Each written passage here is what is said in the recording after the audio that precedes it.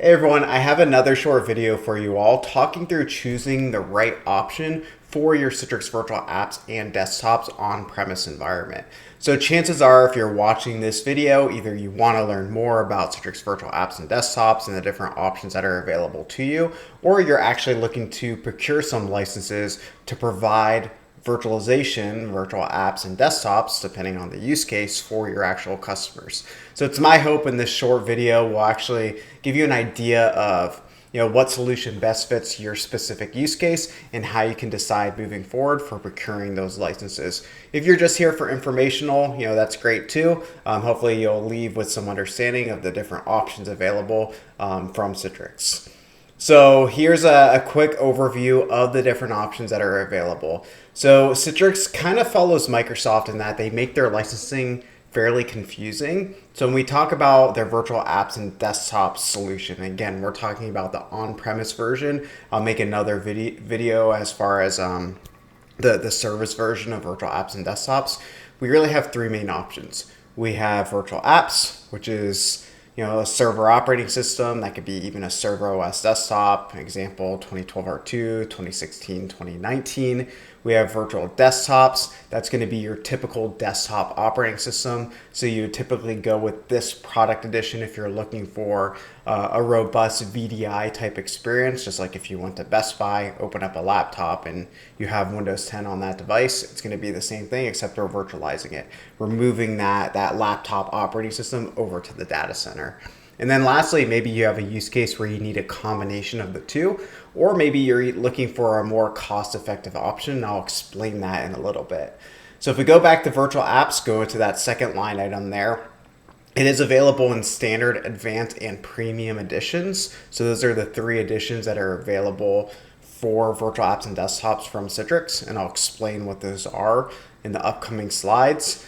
And it is a concurrent only license. So that's really important to notate. So the difference between a user and device and concurrent license will come up in the next slide, but note that a concurrent license is about twice as expensive as a user/device license, which means virtual apps, even the standard edition, ends up becoming more expensive than if you were to go with virtual apps and desktops, which is only available in advanced and premium edition, but that's available as a user and device license. So that ends up being a lower price point because virtual apps is just concurrent.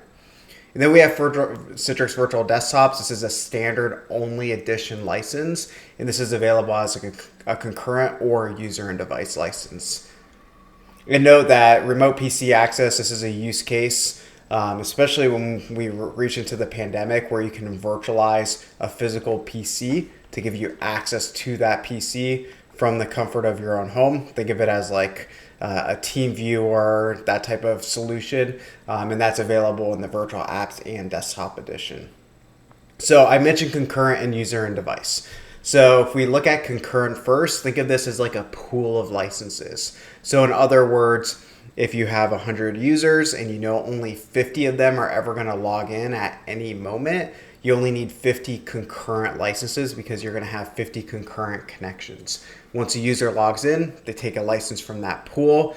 Once they log out, that license is freed for any other user to consume that license when they log on to Citrix. This is primarily used for shift worker scenarios. And again, this is about twice as expensive as a user and device license.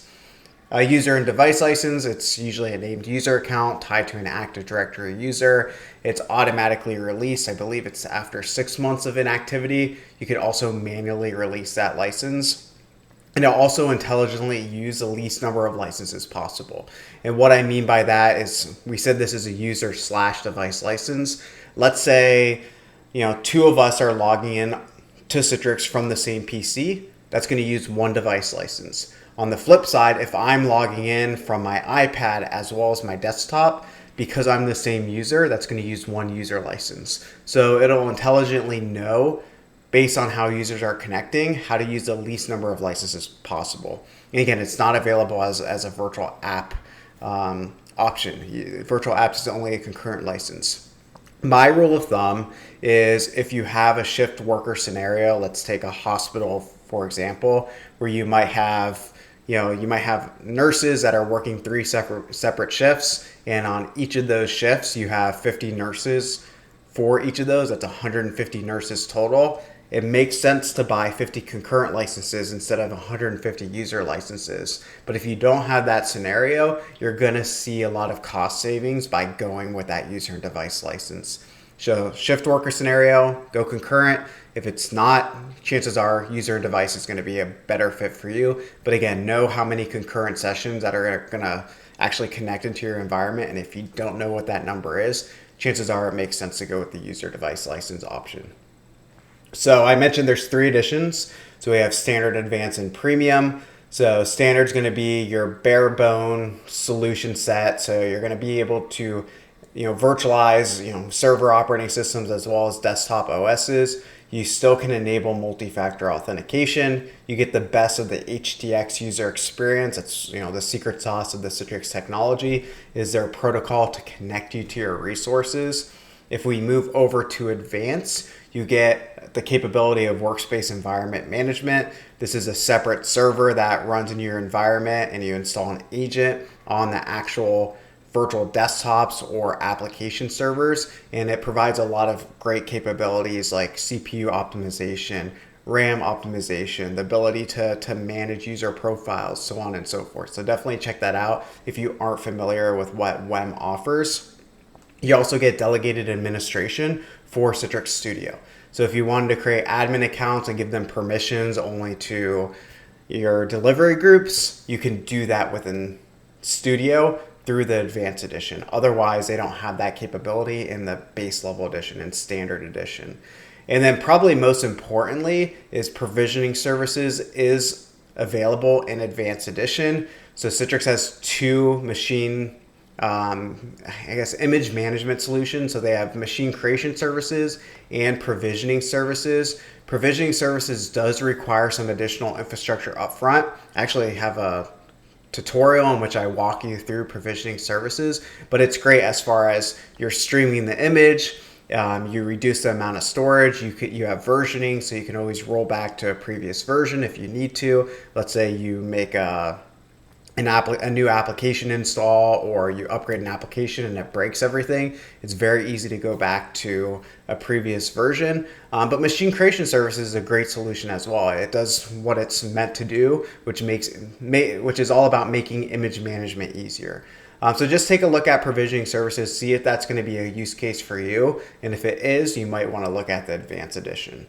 And then lastly, we have premium edition, which includes everything from advanced and standard, of course, and you also get some additional capability. You get things like Citrix app layering, you get self-service password reset with Citrix Storefront if that's important to you, as well as Director Premium Edition. So those are kind of like the big takeaways. Definitely take a look at the feature matrix. I'm just highlighting some of the main features and functionality. It's up to you to actually take a deeper dive and see what makes sense for your environment. So some other considerations, I always want to bring these up because these are critical for a CVAD environment, a virtual app and desktop environment. And first is your remote access requirement. Do you have a scenario in which you need users to connect to their Citrix environment, to your Citrix environment that you're looking to implement from the comfort of their own house or from a coffee shop or whatever the case may be?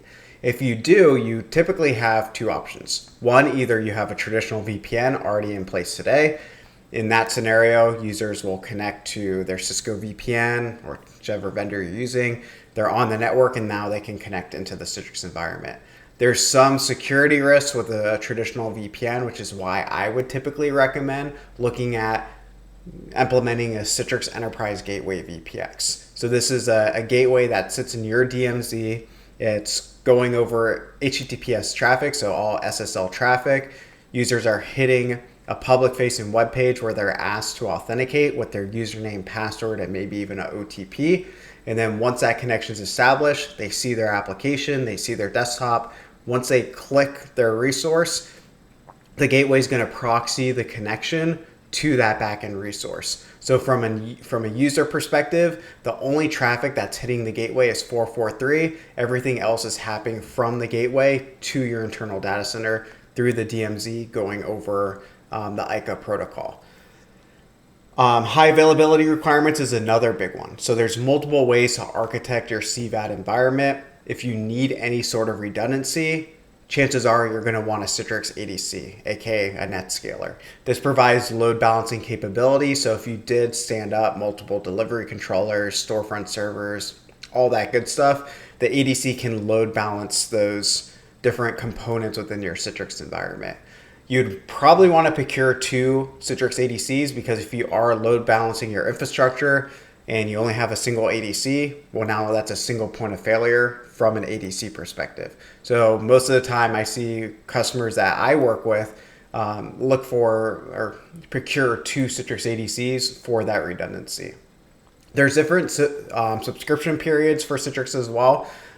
So you can, Citrix Virtual Apps and Desktops used to be purchased on a perpetual model. Now it's entirely subscription. So there's 1, 2, 3, and 5 year options.